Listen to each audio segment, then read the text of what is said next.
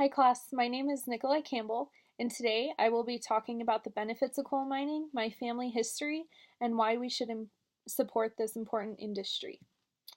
So the US uses over 97.4 quadrillion units of power a year, 90% of which are fueled by fossil fuels such as coal. My grandfather is a fourth generation coal miner. His family actually came over from Mexico and Italy, and they settled in northern New Mexico where they all mined. My grandpa's father was actually killed in a mine collapse in northern New Mexico, so that's what drove my grandpa to want to be a miner to fulfill his dad's legacy. So my grandpa became a miner. They lived in Raton, New Mexico, and that's where he mined for 31 and a half years. And I say this family history because I have a lot of ties to the coal mining industry and I know a lot of the background, so this is why I feel so strongly in supporting the coal mining industry. So I think one of the hardest things nowadays is there's been such a big push to go green, which I don't disagree with. I think it's awesome to recycle. I love nature, preserve the earth how it is. But I also think that there's a lot of resources on earth that were given to us and that we should use to our full advantage because they are here for us. So, knowing all of this, there's a lot that goes into coal mining that I think many people don't really think about. So every time I turn on my lights, I think about which coal mine it came from and who the people were that excavated the coal so that I could turn my lights on. So, my grandpa, he's told us a lot of awesome stories about being a coal miner, but there's also really scary ones. There were a lot of deaths. So, I think knowing more background into what goes into getting the coal is super important because it makes it more relatable and you can sympathize with these people because every single day they're risking their lives. They're going inside mines where the frame on the inside is shaking or they get killed by a forklift getting out some of the coal. It's just a huge industry that is really misunderstood, I think, and from the media, I don't really feel like they portray coal and fossil fuels as they should be portrayed.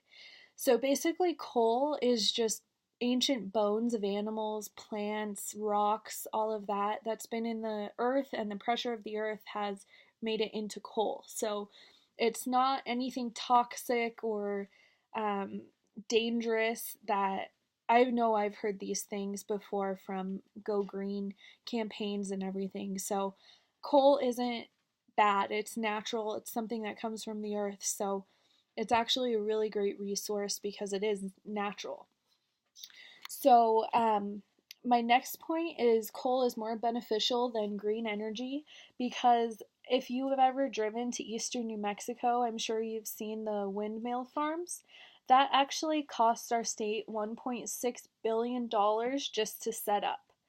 So, that being said, it takes millions of dollars every year to actually run the equipment, which is why it's not running too often. I don't know if you've driven there often, but my family is also in Portales, and I could count the number of times on one hand that I've seen them actually working. So, going green is great, but I think that we need to stick with fossil fuels and coal because it's cheap, it's more efficient, it's way easier to use, and we're getting way more in return than we are in something like the windmill farms that aren't even running and producing that energy that they're supposed to be. So, another point with this is coal mines employ thousands of people. In my research, I found that coal mines present day are employing 50,000 people.